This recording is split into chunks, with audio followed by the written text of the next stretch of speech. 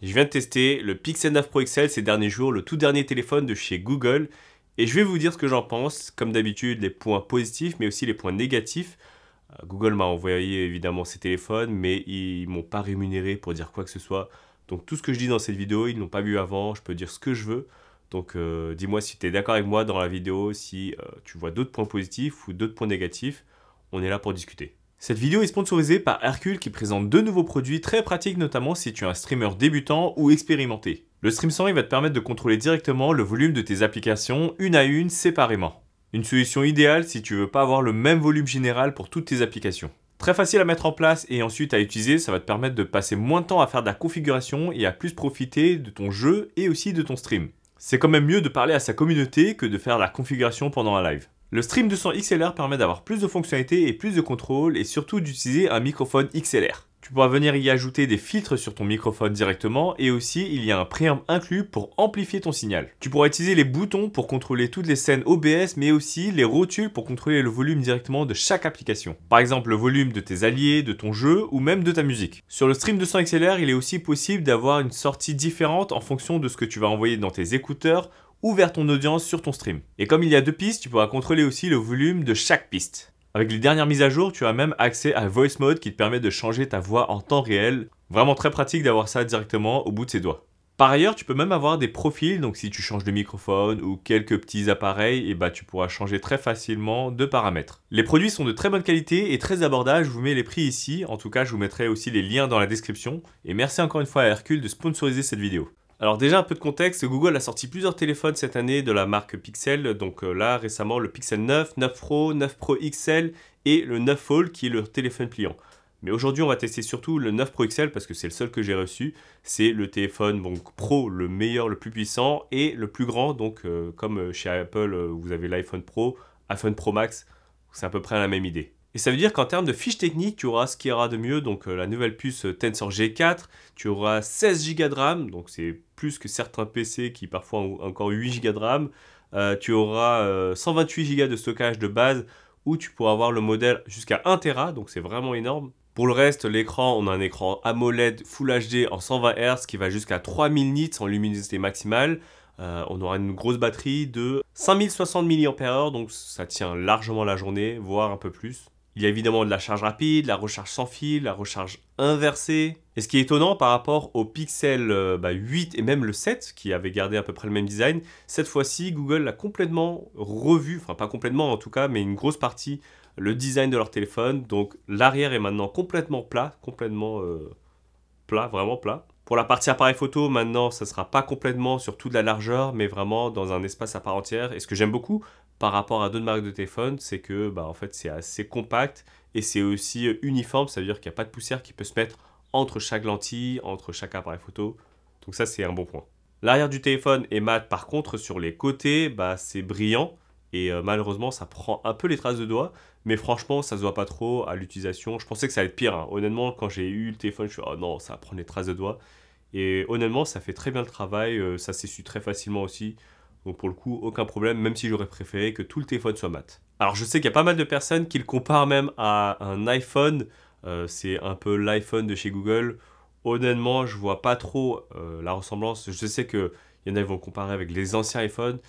Mais honnêtement, tous les téléphones aujourd'hui se ressemblent presque à peu près, donc c'est pas si étonnant. Après, ils ont quand même leur marque de fabrique avec le viseur où il y a tous les appareils photo, donc ça, je trouve ça vraiment très bien.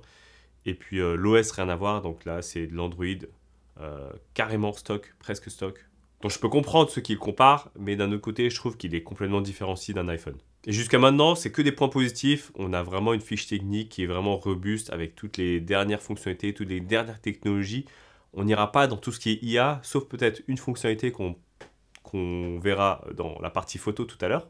Et si on le compare avec la version 9 et 9 Pro, bon déjà la 9 Pro c'est juste la version miniature de celle-ci, parce qu'ils ont remarqué que oui, il y a des personnes comme moi qui préfèrent un téléphone avec tous les specs, mais dans un format plus réduit. C'est vrai qu'avec le temps, je préfère des téléphones qui sont moins grands, mais qui sont vraiment très puissants dans un format compact.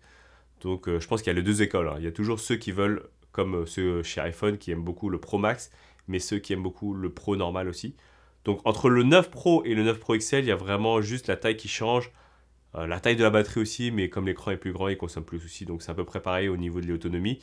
Mais sinon, par rapport au 9, entre le 9 et le 9 Pro, il y a évidemment des specs qui changent. On a, je crois, 12 Go de RAM sur le 9 seulement, enfin seulement par rapport au 16 Go de RAM. On a un objectif en moins, on va parler de ça juste après. Et après, deux trois trucs aussi par là, à gauche, à droite.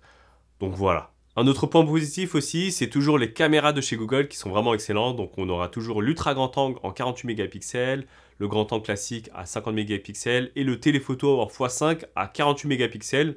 J'ai remarqué que cette année, vraiment, c'est la mode de mettre beaucoup de mégapixels, en général les 48, 50, sur tous les appareils photo. Honnêtement, pourquoi pas, s'ils y arrivent et que ça change pas grand-chose, pourquoi pas. Honnêtement, moi, quand je prends une photo, je veux que ça aille vite. À moins de savoir que je vais retoucher la photo, je vais mettre en 50 mégapixels et en RAW. En général, je mets en classique 12 mégapixels. Je veux juste prendre des photos rapidement, les partager à mes amis. J'ai pas besoin que je puisse zoomer en x3, x4 dedans. Donc, mais c'est une bonne option à avoir. Et vous connaissez bien sûr la qualité des caméras de chez Google Pixel, qui sont vraiment des très bonnes caméras. J'ai pris pas mal de vidéos, de photos aussi sur ces derniers jours. C'était vraiment pas mal. Il y a pas mal de fonctionnalités. Donc il y a cette fonctionnalité d'IA qu'ils ont ajoutée, ça s'appelle m'ajouter en français ou admis en anglais. En fait, c'est une fonctionnalité qui permet de prendre une photo et puis ensuite de passer la caméra à quelqu'un qui était déjà dans le champ et de vous prendre à votre tour. Comme ça, il n'y a plus de photos où vous prenez les photos de famille et ceux qui prennent la photo, il n'est pas dedans. Honnêtement, j'ai essayé la fonctionnalité qui est vraiment très sympa parce que j'étais parti à Berlin avec mon frère et on n'était que deux. Donc on a essayé la fonctionnalité. J'ai eu un retour négatif déjà sur ça, c'est parfois ils gardaient pas la même balance des blancs ou ils faisaient une correction derrière. Je pense qu'ils auraient pu garder les mêmes paramètres entre les deux photos. Donc parfois, voilà, sur une photo là, en l'occurrence, on voit que je suis pas du tout de la même couleur. Alors que sur une autre photo, ça marche très bien, mais j'ai l'impression que mon frère est beaucoup plus grand que moi. Donc moi, j'aime beaucoup la fonctionnalité. C'est vrai que beaucoup de gens trouvent que c'est un peu gadget. Honnêtement, quand on était là-bas et que j'avais cette fonctionnalité, on n'était que deux, j'étais vraiment content de l'avoir. Donc je trouve ça pratique, pas indispensable, mais à peaufiner encore. Après, dans le reste, dans toutes les photos, les vidéos que j'ai prises, j'ai rien à dire. Je vous montrerai peut-être quelques exemples aussi. Vous me direz ce que vous en pensez dans les commentaires. Moi, je suis vraiment pas un expert aujourd'hui dans tout ce qui est photo vidéo. Je devrais peut-être creuser un peu plus, mais en tout cas, de ce que moi j'utilise, quand je vois que ça va pas, je le dis. Quand il y a un gros red flag ou que les photos sont un peu dégueulasses, je le dis aussi. Honnêtement, là, il n'y a rien à dire, c'est du Google, hein. Ok, avant de passer au prix, quelques points négatifs aussi que j'ai déjà souligné sur les anciens Pixels, c'est que le téléphone chauffe pas mal.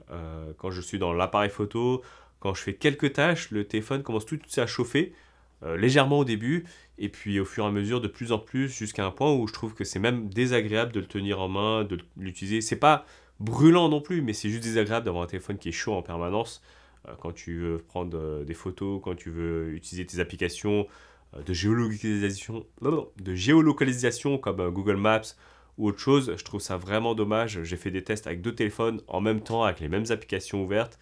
Celui de Google chauffait beaucoup plus, donc je ne sais pas si c'est un manque d'optimisation de la puce G4 ou c'est un mauvais refroidissement par rapport au téléphone. En tout cas, j'ai pas eu de ralentissement, hein, quoi que ce soit. En tout cas, ça tourne très bien. C'est juste en termes d'utilisation, en termes de confort, je trouvais ça un peu dommage. Autre point négatif aussi, bon après ça dépend de vous et de vos besoins et aussi de vos moyens. C'est évidemment le prix. Le prix commence à partir de 1199 euros. C'est toujours un téléphone qui est très cher, hein, on va pas se le cacher. Même s'il y a toutes les fonctionnalités, toutes les specs, c'est un très bon téléphone. Il faut sortir quand même un budget, comme tous les derniers téléphones, dernier cri. Pour moi, je mettrais toujours ça dans côté négatif. Donc dans l'ensemble, pour conclure, si tu cherches un téléphone Android, très bon téléphone Android, avec toutes les dernières fonctionnalités, un très grand téléphone, des très bonnes caméras, une bonne autonomie, honnêtement, c'est un très bon téléphone pour toi.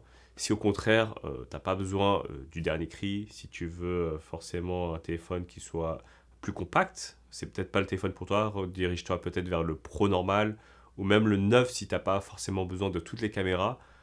Tu paieras moins cher pour quelque chose qui te suffira amplement. Mais sinon, dans l'ensemble, un très bon téléphone. Donc ça reste du Google, hein. Il y a toujours les mises à jour pendant 7 ans. Donc ça, c'est vraiment bien. Si tu veux garder le téléphone pendant plusieurs années, il n'y a aucun problème. Tu auras les dernières mises à jour, les mises à jour de sécurité également. À prendre en note, hein, parce que les marques concurrentes essayent de faire pareil, mais ils proposent parfois 5 ans, voire 3 ans, ce qui est beaucoup moins. C'est un peu dommage de devoir changer un téléphone tous les 2 ans si ton but c'était de le garder pendant des années. Donc faut le voir un peu comme un investissement au final. Si tu veux un très bon téléphone avec le dernier cri, la dernière taille énorme de chez Google, c'est le Pixel 9 Pro XL. Bon, dis-moi ce que toi tu en penses dans les commentaires. Peut-être que tu auras des choses que je n'aurais pas vues, des avis aussi qui sont divergents par rapport au mien, et je serais très intéressé de voir ce que toi tu en penses et de discuter avec toi. N'hésite pas à t'abonner aussi pour ne pas rater les prochaines vidéos. J'ai une vidéo sur le Nothing 2A+, qui arrive très prochainement, sur sur le Nubia aussi, Z60 qui arrive, et plein d'autres téléphones qui arrivent en fin d'année, et plein d'autres objets, pas que des téléphones. Donc n'hésitez pas à vous abonner. Merci d'avoir regardé jusqu'à là, de liker cette vidéo si ça vous a plu, de me faire des retours constructifs sur mes vidéos aussi, parce que c'est vrai que je poste régulièrement depuis pas si longtemps, et j'essaie vraiment de m'améliorer à chaque fois. Donc n'hésitez pas, et on se voit à la prochaine.